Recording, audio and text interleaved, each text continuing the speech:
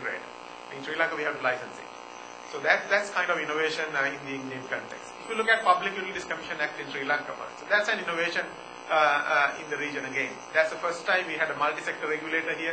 We came up with an act. We passed it in Parliament, and we have water, electricity, and petroleum under that act. Though petroleum and water may not be regulated at the moment, only electricity is, but it's an innovation in that sense. And if you look at Electricity Act 2009, Sri Lanka Electricity Act, which again, Tilak and myself, we were very much involved, and Ranjit, of course. And innovation, what is the innovation in it? It's again very different. If you look at Electricity Board, you may not know Electricity Board possesses different licenses for generation, transmission, and 4 distribution licenses, not just one. So that's an innovation. Original intention of the multilateral agencies was to basically split it up into different companies, and that was not possible because of various reasons. And we ended up with this innovative idea: why not we give different licenses? It's almost like running different companies. So this is an innovation, and there are many other innovative ideas in that Electricity Act. Look at energy policy 2008, 2009. Again, we were quite closely involved, and you find. And then Sri Lanka Sustainable Energy Authority Act 2007.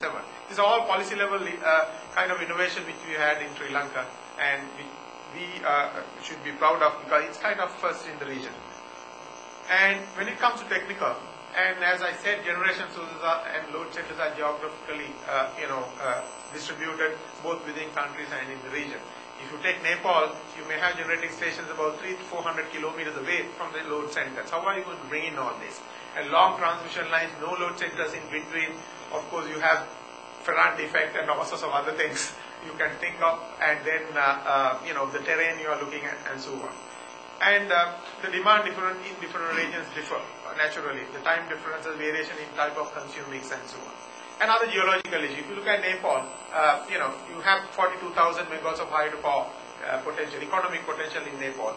But if you try to develop it, you would believe the kind of geological issues there, because their rock structures are quite young, and a lot of sedimentation. If you go and look at their rivers, they are not clear water. It's all, you have Kali Gandaki for it. It's called Kali Gandaki because it's black, simply because of sedimentation. And that's an issue. Now, these are issues, technical issues, which you need to overcome, and you don't have that issues in, for instance, University of Manitoba Hydro, for instance. Because those geological structures are very different.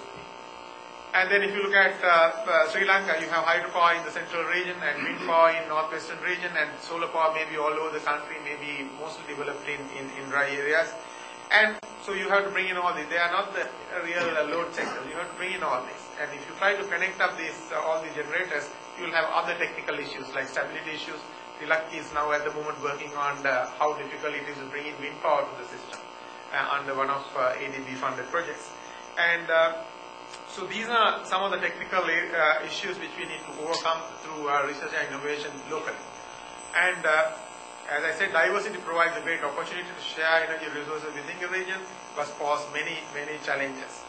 And the other, if you look at Maldives, and Maldives, you heard in the morning, Maldives is scattered, I think about almost 1,000 kilometers from top to bottom. And you have 190 odd islands inhabited, and very small power systems, maybe less than a megawatt of demand. And you need to supply all this. In fact, Maldives is 100% electrified, by the way, and everybody has electricity. But it's a challenge, and we are working on a project now, basically to bring in solar power to Maldives in almost all inhabited islands. That's a challenge, geographical spread. And as I said, sedimentation in Nepal rivers. We put up a hydropower plant and commissioned in 2002 with ADB funding, and now it's all broken. All the turbines damaged simply because of sedimentation. So that's an issue which we need to address. And so long transmission line requirements. And the other important thing is poor road infrastructure. You would believe if you want to develop hydropower in Nepal, you have to build kilometers and kilometers of road network, because you don't have roads to go to these places. And it will take days and days to get to those points. It's not that easy. So these are challenges, and building this road infrastructure may need very local solutions. It's not that easy to just bringing in knowledge, technology from other places and park it in Nepal. And if you look at transmission system development in India, connecting different regions. Just to give you one example, you have northwestern eastern region, Assam, Tripura side, in Arunachal Pradesh, where you have a lot of hydropower in India. As you know, then you have India, what you call chicken neck area. It's very, very narrow strip of land is connecting the northeastern region of India to the rest of India, northern part of India, because this because of the East Pakistan, West Pakistan issue. And the strip of land is only about 24 kilometers width, only about 20 to 24 kilometers. Can you imagine bringing all these about 30-40,000 megawatts from northeastern region to the rest of India within that 24 kilometer width? It's not easy. If you try to put up now, if I propose to put up a transmission line there, all the Indians will be up in arms, because they very carefully make use of that small strip of land, because they have to use it for roads, you have to use it for transmission lines, also for other economic activities. It's not easy.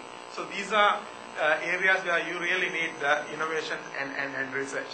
And if you look at Nepal and Indian grids, they are going to be synchronized very soon. But Nepal is a very small system. In Professor Karnaratna's words, they will be pulled into synchronism when it comes to it's connected to Indian system. So India is such a big system. Then where is what is called sovereignty of these lands? You're talking of sovereignty. Once it's your control over your whole power system goes away, what do you do? So these are issues which you need to look at. And Bangladesh, of course, very carefully decided to go for what we call high voltage DC connections, so that electrically it's kind of disconnected in that sense, control-wise. Then reducing commercial losses in India. Tilak is involved with Assam. In Madhya Pradesh, where in fact they came up with two distribution systems. One distribution system for household consumers and another distribution system for agricultural consumers. Because agriculture guys steal all the power and pay nothing, because agricultural consumers pay very low prices, electricity prices. And so they draw power whenever they can, and the other guys suffer as a result.